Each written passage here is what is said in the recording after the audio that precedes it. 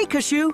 Today we are going to prove that matter is made of tiny particles. Wow! Really? Let's do the experiment. First, we add potassium permanganate crystals into water. The water is turning pink. Now I will stir it using a glass rod so the crystals dissolve evenly. It looks like magic paint. We transfer a small amount of solution from one beaker to another. The pink color becomes lighter each time. This happens because matter is made of millions of tiny particles. So tiny particles spread throughout the water. We are tiny particles called molecules.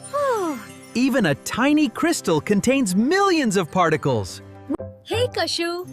Before leaving the lab, shall I ask you a question related to the experiment? Yes, Ayan, go ahead. You know that molecules are very small. Can you tell me the approximate size of a molecule? Yes, Ayan, I know the answer.